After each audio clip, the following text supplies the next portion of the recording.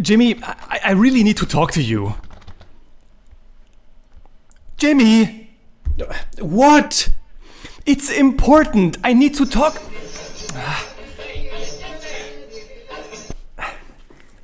Yes? This is not Jimmy Cage. I'm the Buddymeister. Please wait. Jimmy, do you have a minute? Do I look like I have a minute? I'm working, Buddymeister. Yes, sorry, Jimmy is not available. Yes? No, he's not available. Hold on. Yes? No, this is not Buddymeister. No, and it's not Jimmy. It's the Buddy. Oh, God damn it. Buddymeister? Buddymeister? He's always neglecting me.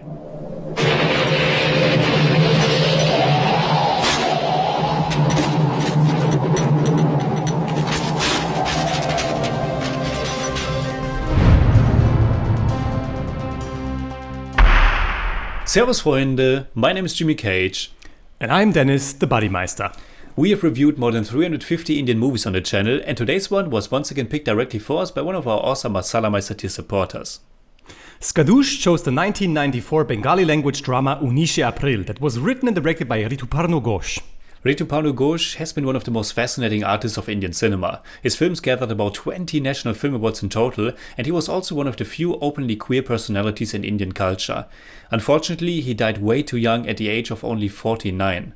For me, this was my second Rituparno Ghosh film, after I have already watched and reviewed his 2004 movie Raincoat. For me, it was the first movie, and I'm certain it won't be the last. UNISHE April, which translates to April 19th, was his second feature film, and it won 2 National Film Awards, Best Feature Film and Best Actress for Debashree Roy. Before watching it, I read that it's a loose remake of Ingmar Bergman's 1978 masterpiece Autumn Sonata. And because I have far too many gaps in my Bergman filmography, I decided to watch that one beforehand. And what should I say, it pretty much destroyed me. It was such an emotional tour de force, and in comparison, UNISHE April is pretty chill, to be honest. But I also think it's a pretty good remake, as in that it's really quite different. It appears more like Rituparno Ghosh's filmic answer to Bergman's story. Both films are about these difficult mother-daughter relationships, but the setups and even the relationships themselves differ significantly in both versions. And not just that, but I really like both films for their own distinct tones, and the fact that UNISHE April is a much more positive and conciliatory film. UNISHE April explores a complex relationship between a mother and her daughter. The mother, Sarojini, played by Aparna Sen, is a famous classical dancer who seemingly put her career before everything, which led to losing the connection to her independent daughter Aditi, played by Debashree Roy. UNISHE April was praised for being way ahead of its time, and its huge success rejuvenated the genre of art films in Bengali cinema. Furthermore, the award-winning performance by Debashree Roy solidified her position as, and I quote, the undisputed queen of Bengali cinema. And Rituparno Ghosh was called an heir to Satyajit Ray. And you can clearly see why. I mean, in some moments I actually thought I was watching a Ray movie. But I think that also had to do with the fact that we've seen Aparna Sen and Dipankar Dey in Ray's movies. So Jimmy, what are or were your initial thoughts about the movie? I thoroughly enjoyed UNISHE April. Coming from Bergman's crisp and intense 99 minutes long Autumn Sonata, it was a little challenge to get into UNISHE April's much slower pace and a longer runtime of more than 2 hours, but Rituparno Ghosh did such a terrific job in carefully, naturalistically, and with so many nuances dissecting this tense mother-daughter relationship. And while doing so, the movie's dealing with issues of gender roles, family dynamics, upbringing, loss and grief, and so much more. And it's all placed inside this character-driven movie that provides you with so many things you can identify with and relate to in so many ways. And things are hidden in these fine nuances that you mentioned.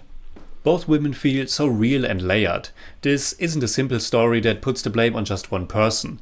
Of course, the mother is put under a stricter lens, because she's the mother after all, and Aditi was but a child in the past, but you understand her perspective as well, and she's after all just human, with many flaws and regrets. But it shows you that no one is flawless, and only if you know a person, if you talk to a person, if you try to understand a person, there can be some kind of a new beginning. And it's of course alright to debate, to argue, to shout at each other. All that is better than saying nothing, and let this elephant in the room become bigger and bigger. Both Sarojini and Aditi are very much concerned with their own stuff and nothing but. Their ego is in the way of breaking the spell that has built over so many years.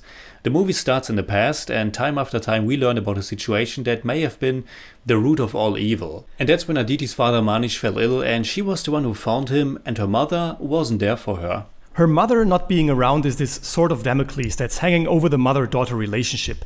And it's what drives the heated and tense conversations that they have. It's like they aren't able to talk normally with each other, and even if they start normal, it still ends up tensely. And it's so great how the dialogue and how the things they say make sure that there is some kind of successive approximation of the two. I really like how the story is compressed and unfolding over this very narrow time frame, and how the movie sprinkles in these small moments from the past that transition so smoothly with the present.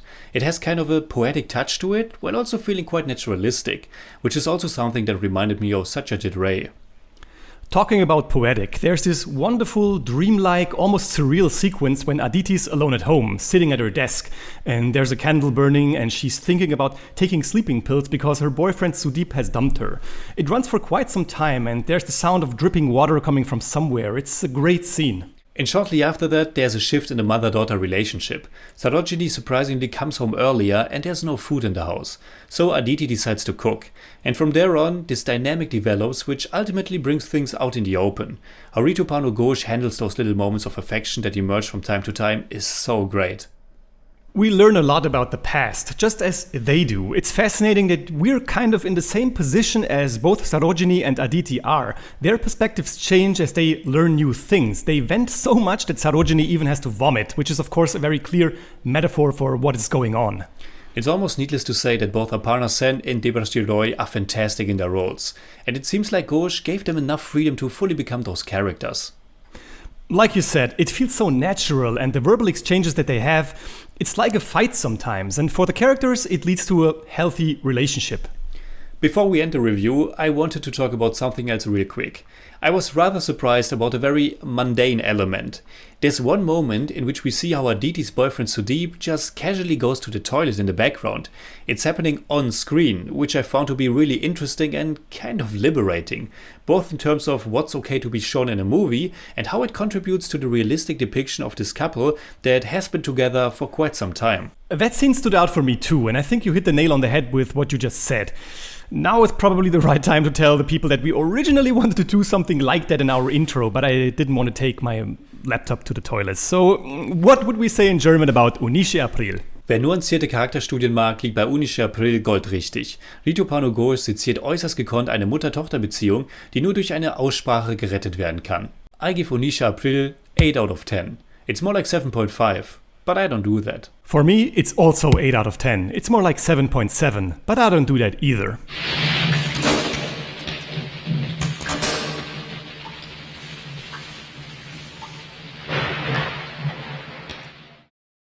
Did you know that Debashree Roy's mother wanted her to become a dancer and that Debashree was always in a dilemma on what to focus primarily on, dance or film? That's actually really interesting and fitting. So, what are your thoughts about UNISHE April?